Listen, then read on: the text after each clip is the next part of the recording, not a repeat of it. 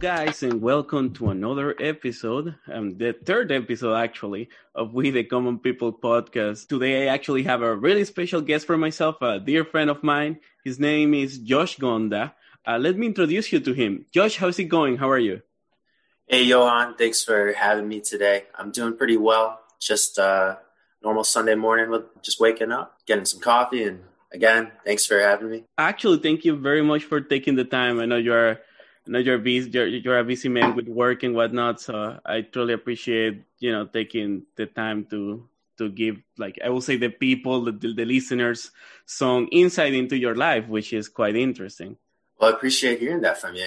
Yeah, I'd be happy to talk about a little bit about my life and what I do, as well as like some of the hobbies that I really, really enjoy.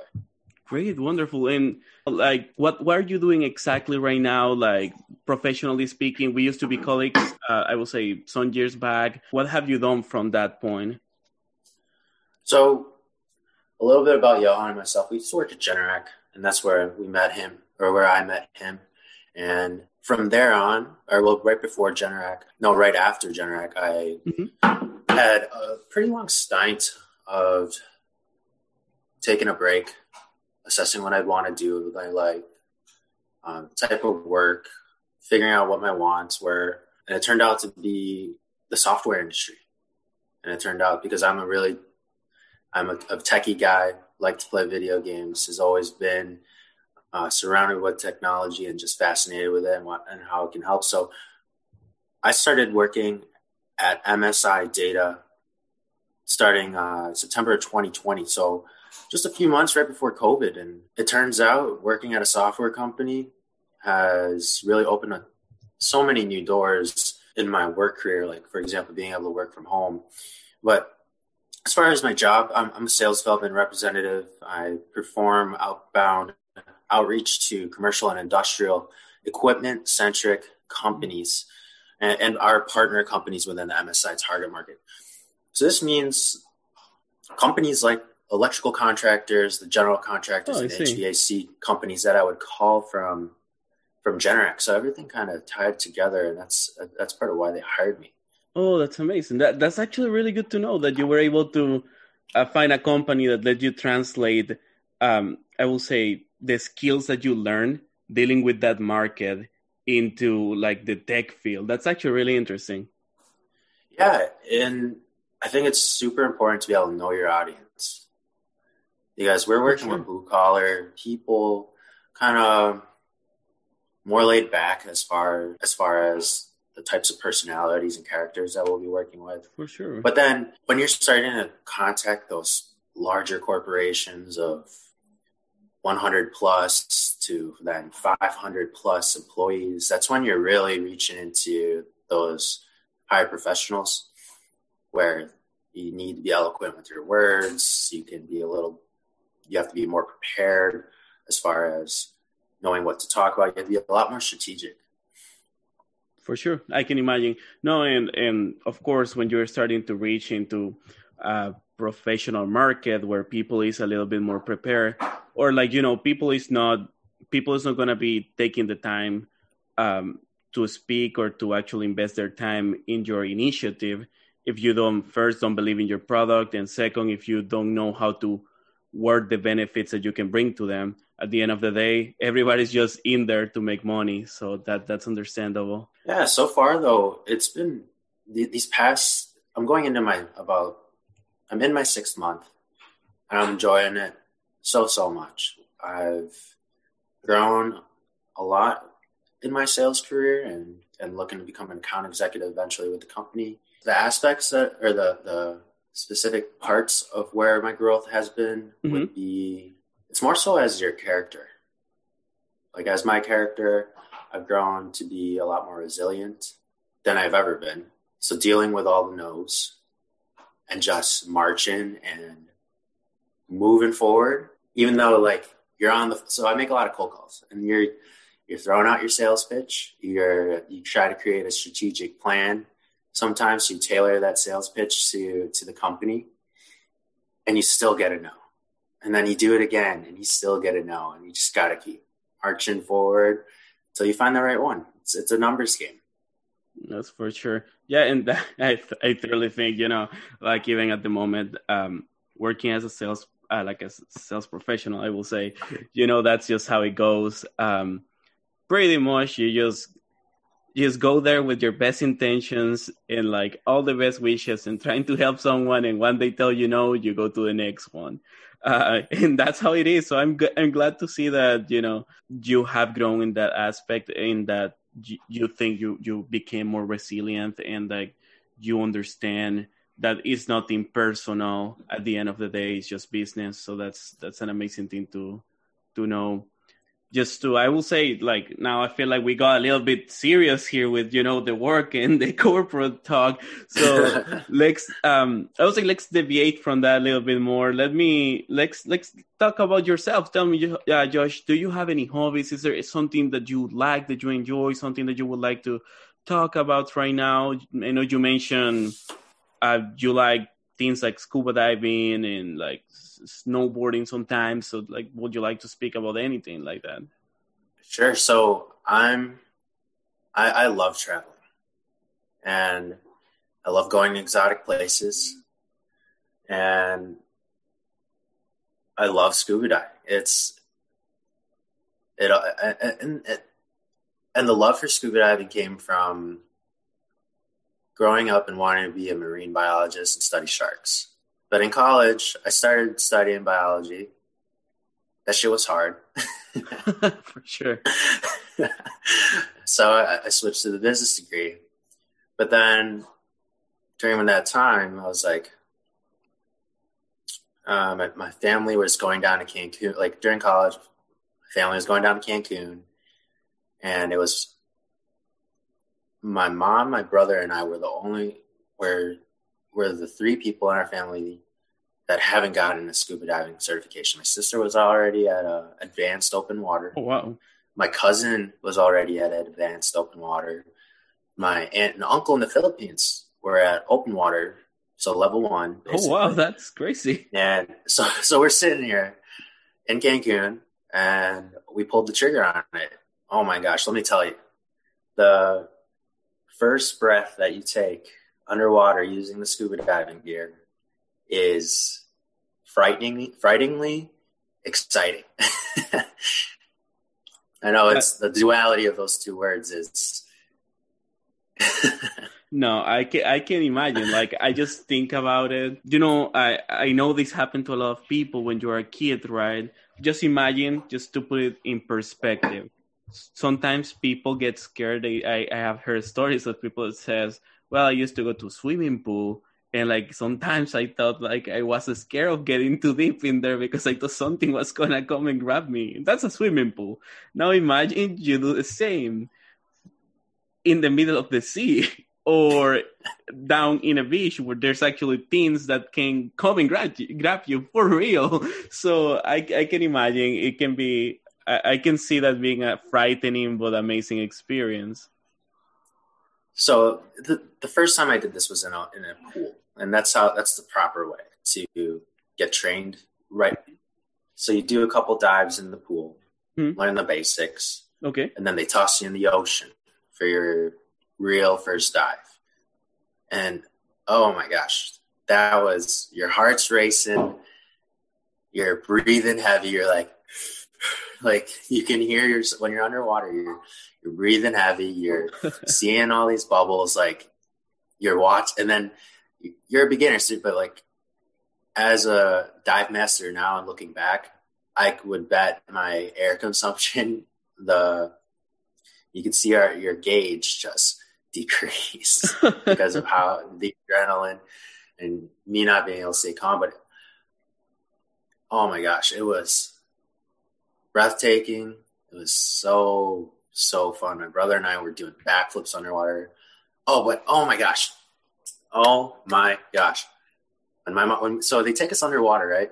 Mm-hmm. And before we even begin our dive, they just take us to the bottom, sandy bottom, practice our skills, which was being able to clear your mask, being able to recover your respirator, just a couple other things. My mom, we're sitting in the circle, we're looking, right?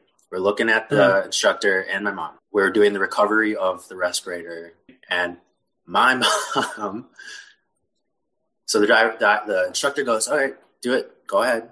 And the diver, or my mom, ends up taking her respirator out and she put her snorkel in her mouth, and we're 20 plus feet deep right now at the bottom of the ocean. She put her snorkel in her mouth, and she looked like she breathed in, right? She looked like she just took a mouthful of water in her mouth. Wow. So we're my brother and I are seeing this. My sister's down there as well, and we're just like, she's gonna be okay. She's gonna be okay. Like we're almost panicking. My mom was panicking, but good. But as the instructor's job, control the situation, be calm, give her what she needs to breathe, and we were able to calm down. She was like constantly asking her, "Are you okay? Are you okay?" They ended up surfacing just so that they could talk. For sure. And everything turned out to be okay. Oh, man. That's crazy. That's great. That sounds like a great situation. And more like, sometimes I read about all the things that can happen when you are like scuba diving, like, like there's a bunch of like effects, like if you come up too fast, or if you even breathe a little bit of the salt water from your, that's crazy. Yes, it's even breathing in that little bit of salt water can cause panic. I have even had that. There was a little rip in my mouthpiece, and I was like constantly breathing in a little bit of salt water because there just wasn't a good seal, and I just kept tasting salt water. I'm like, I can deal with this. I can. I'm almost 80 feet deep, and I can deal with this.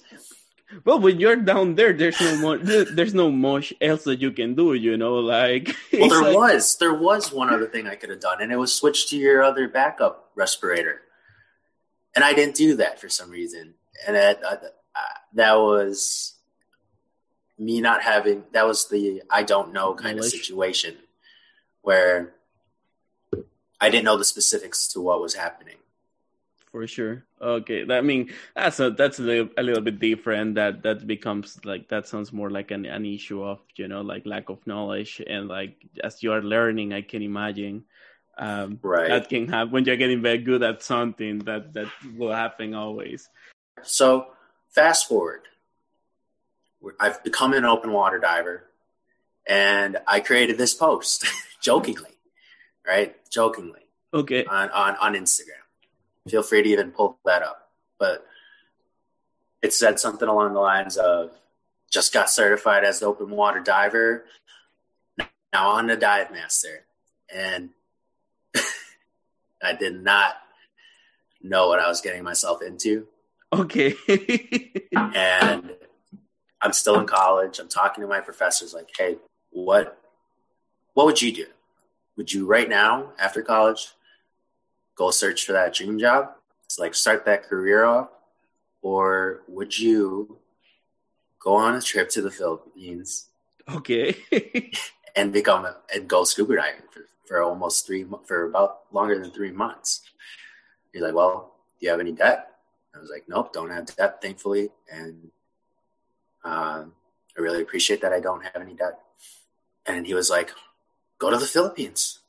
Why wouldn't you? Good advice. This is the time. You're 22.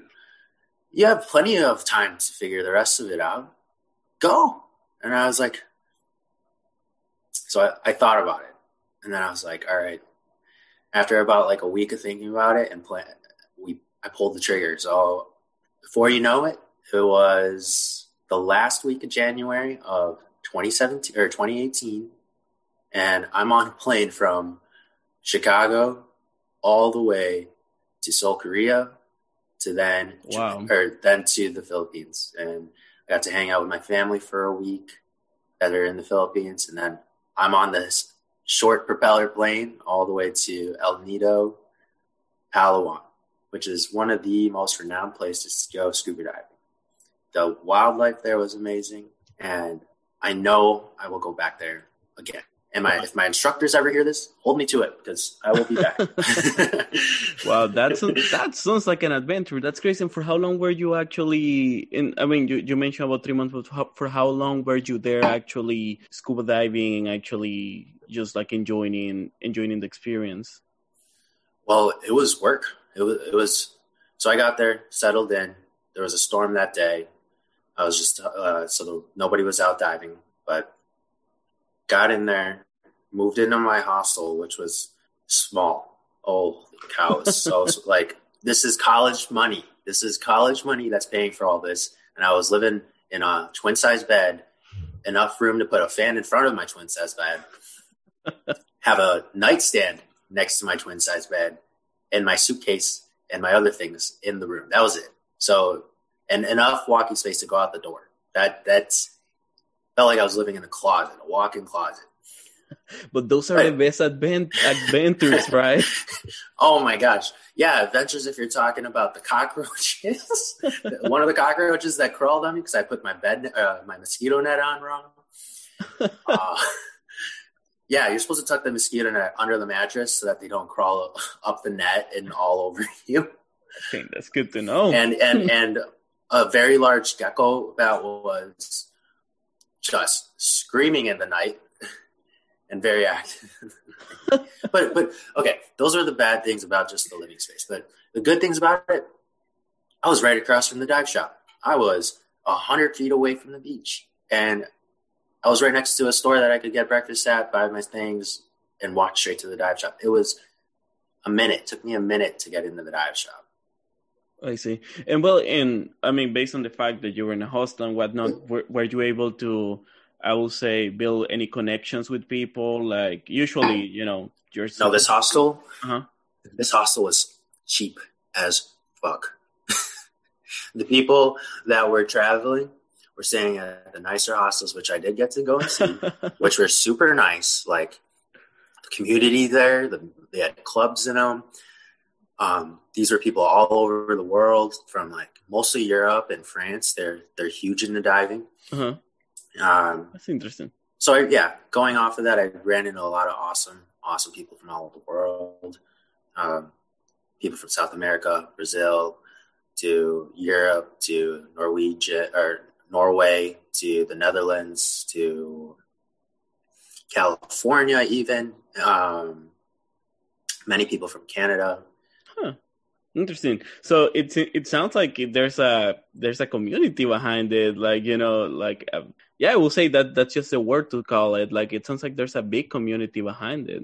Although it's one of those, I will have to be honest. Like I will say not less known, but I feel like because there's more danger to it, there's less people that's willing to do it. No, I would agree. It's not everybody's cup of tea. All right, we'll move on from that. So I basically went 0 to hero. I got 3 certifications there in the Philippines. And it was, so I started my advanced open water course, which takes about like 3 days. You do a total of, I believe, 10 dives. So I would dive 3 times a day, 1 in the morning, 1 in the afternoon, take a lunch, and then 1 last dive for the day, and then head back. Those are all about a max of an hour each. That's okay. And all relatively at the same depth. After finishing that, or actually, oh my gosh, dude. First time starting that, I did not do any strength training or cardio training. Okay. And of course, one of the first dives, we're in a current. We're in a current. Oh, and man. We have to do a drive-by type of, all right, let's get in the water, and we have to do a drive-by. Like we're going into the current so that we can get dropped off right above the dive site. And as soon as you get in the water, you got to dive straight down. Wow. Okay. And man, I was not conditioned.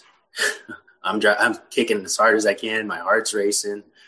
I ended up getting lost with our photographer. We're trying to find these people, or we're trying to find our group, but we were the last ones to go down, and I'm kicking straight in the current. He's been there for months, so he's well conditioned in kicking in these waters, and he's outpacing. He's going and almost gone, and I'm like, I'm huffing. I'm like, like I thought I was going to pass out.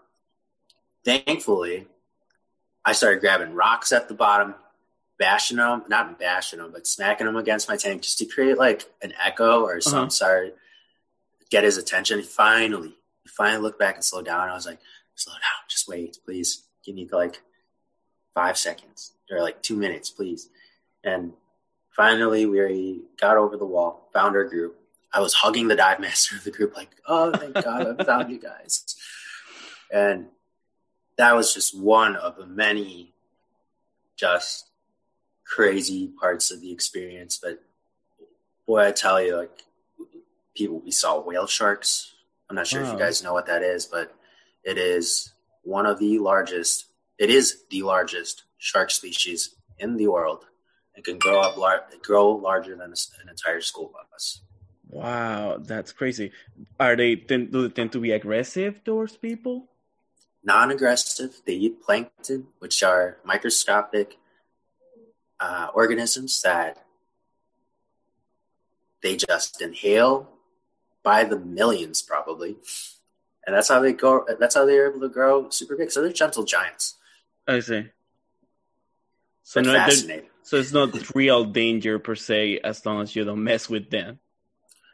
Right. Well, yeah, you should never mess with the wildlife. And if you hear whale shark, you should be in the water. You got to check that experience out. Like, you can't just be looking at it from the top. You got to see it with your own eyes underwater in its own habitat. There's nothing better than that. And just like based on what you were saying just a second ago, did you ever run into a situation where you actually saw someone actually have an accident? Like, I mean, I understand you mentioned like the little accident with your mom there and whatnot. But have you seen someone get, maybe not injured, but actually get into a really scary situation? It's actually funny that you ask that, because that brings back the vivid memory of when I was a rescue diver.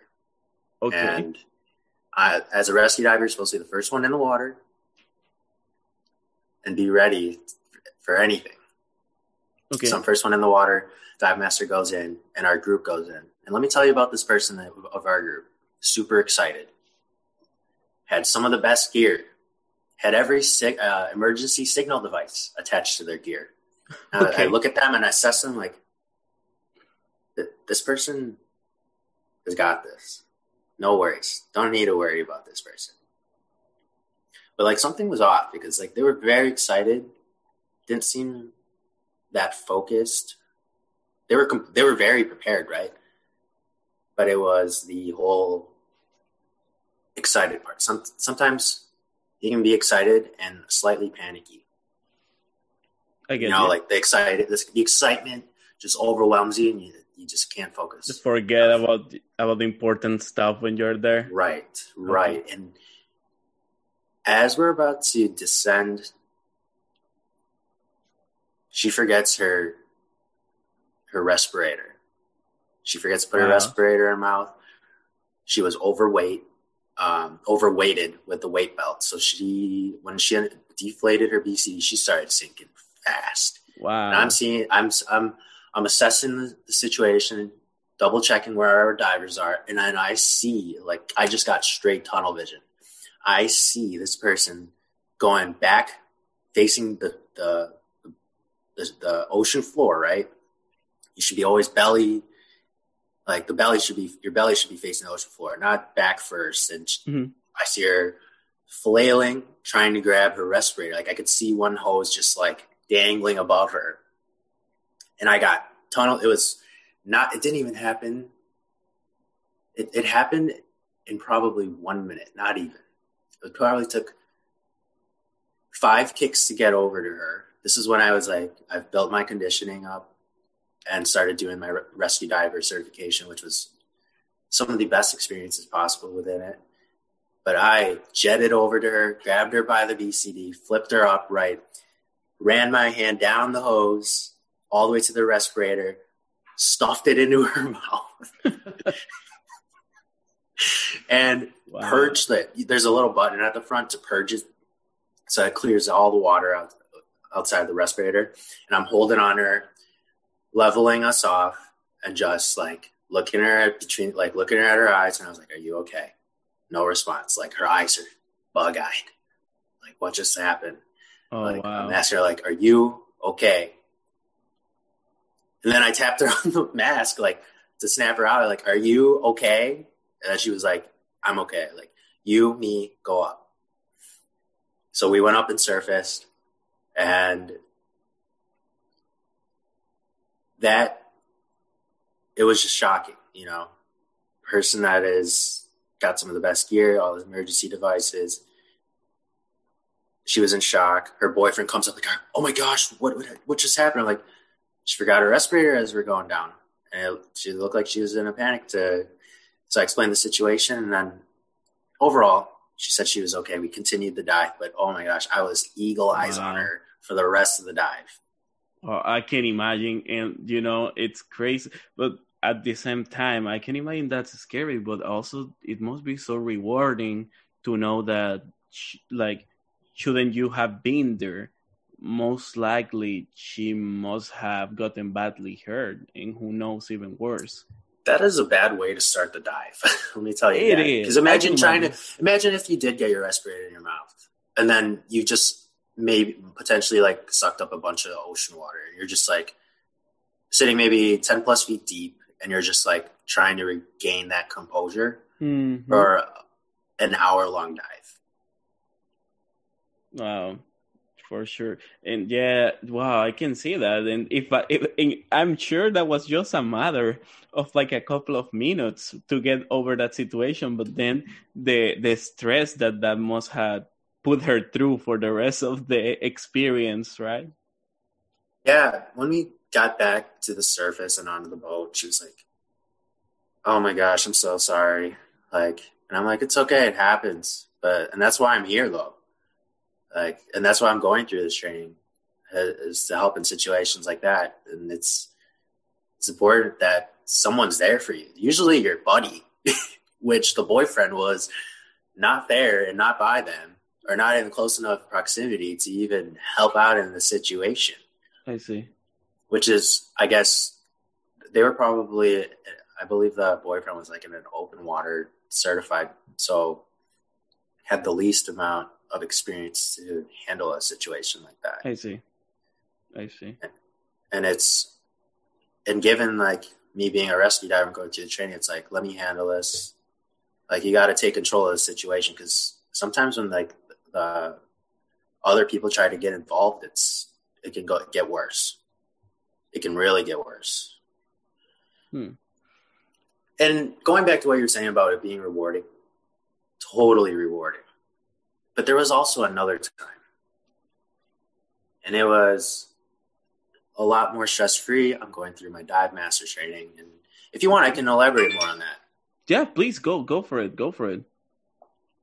Okay, so a group of Brazilians come, probably like 9 of them.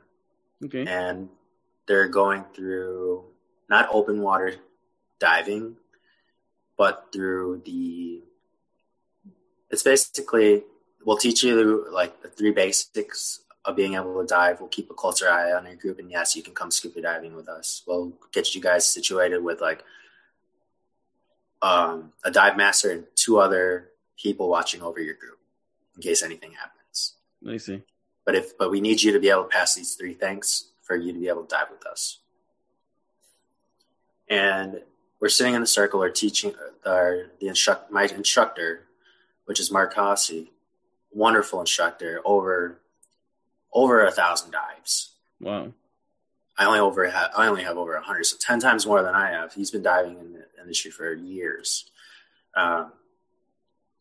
He's teaching this group, and I'm watching over it. I'm like sitting across from him. Our students are actually in the middle between us. So like if we created a circle, Mark and I are across from each other, and then the students are on our left and right, creating a circle. Mark's going through the steps, trying to teach them to clear their mask. And everyone was doing that exercise extremely well, except one. As he was trying to just breathe underwater, Okay. water was getting into his mask. And it was irritating him badly. We're only like 10 feet from the surface, not even.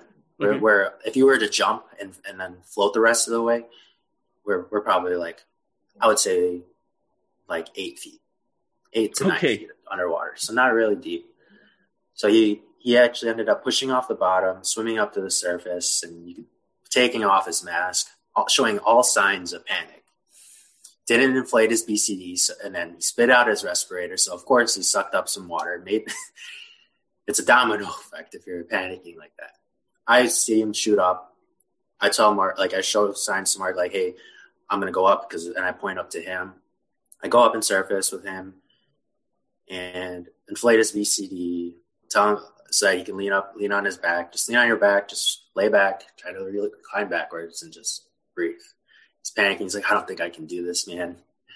I'm like, come on, sure you can. Like the way you're feeling right now, everyone's felt this way. Even I felt this way. And look at me, I'm going through my dive master training, but I felt the way you're feeling right now. But I want you to enjoy this all with your friends. And I was able to talk to him and just get him to understand, like, hey, what we're about to do right now, you know, your problem that you're having with water getting in your mask, I'll teach you how to do it right now on the surface. So we filled up his mask on the surface. Basically, you put pressure on the top of your mask, you lean up a little bit, take a breath of air through your mouth, and then exhale it through your nose. And that pushes the water straight out of your mask. So I showed him that. And I was like, see, look at that. Easy. And all of a sudden, like I asked him, you ready to go down to the bottom? And he's like, yeah, let's do this. And we get to the bottom. It's his turn next. And ends up doing the exercise so well that we were able to continue the dive. And I forgot to add, Mark, the dive instructor, came up and assessed, like checked on us. And I was like, hey, like everything okay up? He's like, everything okay up here? I'm like, yeah, everything's pretty okay. I think I got this. And I was able to help this guy just enjoy the dive. Like Mark gave me the, like, you can do this. Like, I'll go down there. I'll finish doing the exercises with the other students while you handle this situation.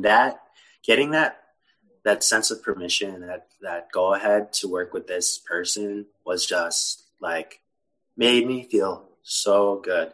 And it made me feel even better when after the dive, we're swimming along with that guy. He's swimming like a dolphin, going up and down like a roller coaster.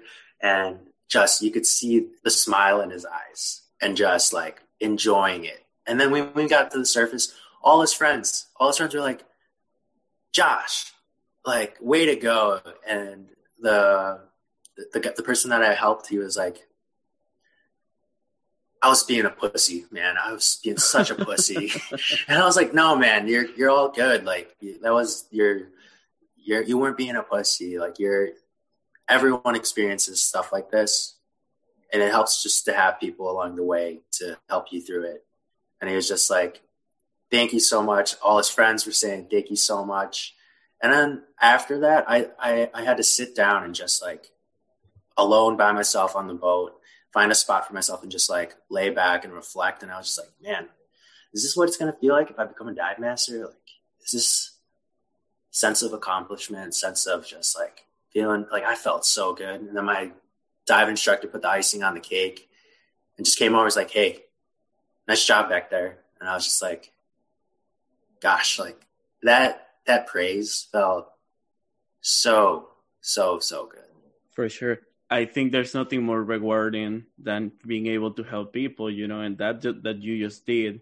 Although maybe, you know, maybe for you it was like I would say demonstration, but for that person that was on that vacation, that most likely meant his whole vacation was actually, you know, I would say worth it, you know, like they put a lot of time and effort to go there. So I'm sure that just that you did like change a little bit, like, you know, helping overcome his fear. and get through and do that he went there to do. So I'm sure. It did not end there. Like when I was just out and about at a bar there, we ended up running into his group again. And he just came over. He was like, "Hey, man!" I was like, there was a relationship there where it's just like, "Thank you so much again." Like we hugged it out and just like eventually separated ways. But it felt really good. It felt really, really good. But on another note, this is completely besides. It still has to do with scuba diving, but this is something not many people know about the diving industry. But when you hit 100 plus dives and you become, or you finish becoming or when you hit 100 plus dives and become a dive master, okay, you got to go in the nude. So, like for real, I'm for real. Well, how do you go about that? Like, what's exactly, is it like a rite of passage? Is that what it is? It's a rite of passage. It is. And it was funny. I'm sitting on the boat and they're telling me like, "Josh, I'm not going to respect you if you don't do this." And this is from the French guy that I looked up to as one of my instructors as well, for just because he's a very awesome, fantastic, super interesting kind of guy. And so, like, do you go there? Like, I guess like my question is like, do you go there with the equipment without anything? Is that it? Like, do you have at least your water, like the breathing tank, or you just go there?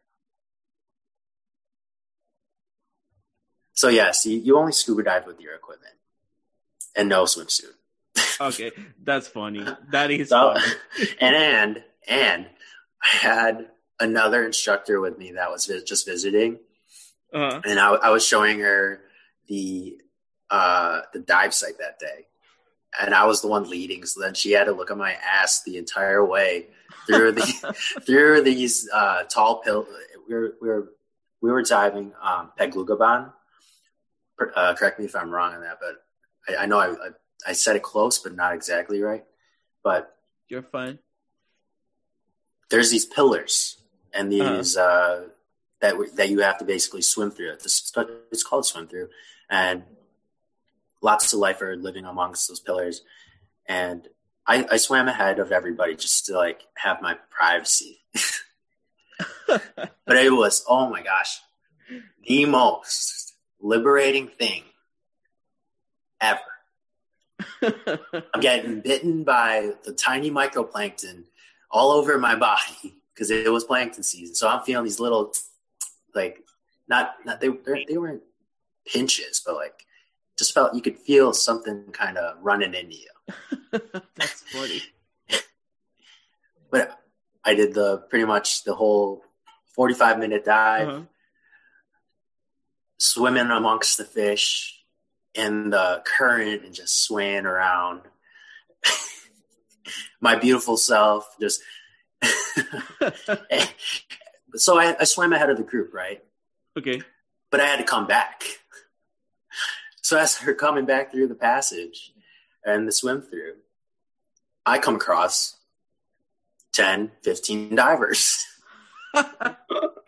And they're swimming. They're kind of just focusing in on what they're doing, trying to find stuff, right? And then all of a sudden they look over and see two people coming. And they just see this naked person. And I just like lifted up, you know. These people aren't really going, not everyone here that's going to see me ever again. Lifted up. And there was even our photographer was on that dive, right? So they got photos. That's good. It's good to have evidence, you know, like, and honestly, like if there's no pictures, it never happened. That's how it is. Well, there's pictures. and this even tied into my ceremony per se. Like, it is called the infamous snorkel test. So this is after you finish everything, right? Okay.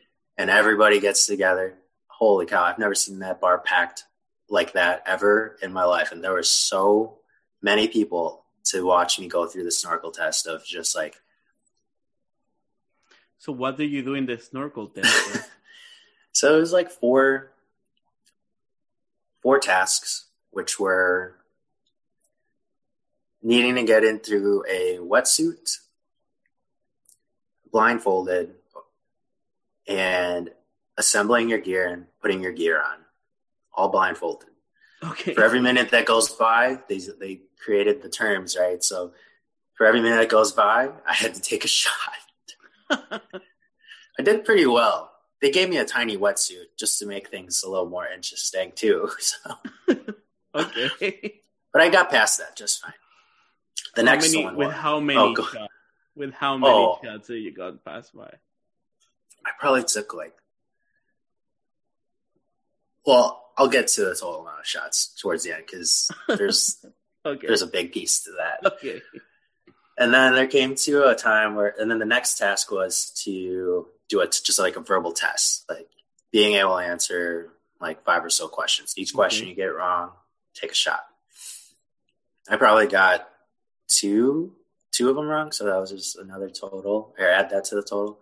Third one was draw a dive site, blindfolded, and your dive master has to be able to assess the dive site.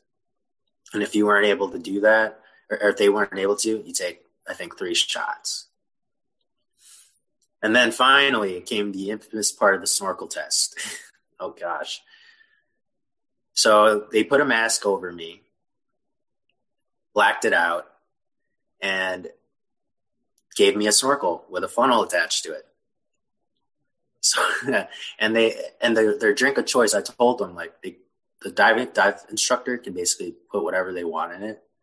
But I told them, I was like, just, I want to get super drunk. Please, just don't put soy sauce in it. Don't put raw egg in it. Don't put salt in it. Don't put ocean water in it.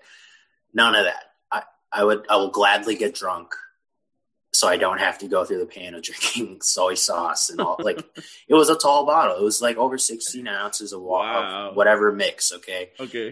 Turned out to just be rum and Coke. Thankfully. Okay. Thankfully. And it was a room of 20 plus people. They're just cheering me on. And it was just like, all right, let's do this. Let's give them the entertainment they want. I'm getting drunk, right? I'm already drunk at this point.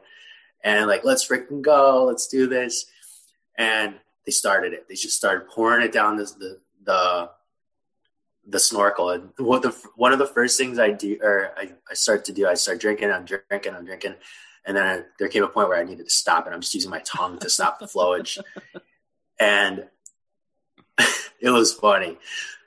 There's a technique to be able to clear out your snorkel, and it's just like a really quick breath of air through the snorkel to blow out everything on the top. Uh-huh. Well, I looked like a whale after I did that. I was just... and everyone's just like, oh! But I was like, all right, going down. Keep it coming. Was able to finish the whole thing. Ended up throwing up. And then towards the end of it, once you finish it too, you have to blow up one of the emergency devices. It's like one of the signal buoys. And oh my gosh, I don't know if you've ever tried blowing up any type of balloon after you're drunk. Oh my gosh, I was lightheaded as ever. And I got it done. Everyone's cheering me on. And the funniest part, okay, the mask that was covering my face had one of the best photos of me that was from the dive that I swam naked. And it was just stickied it over the mask. And guess what?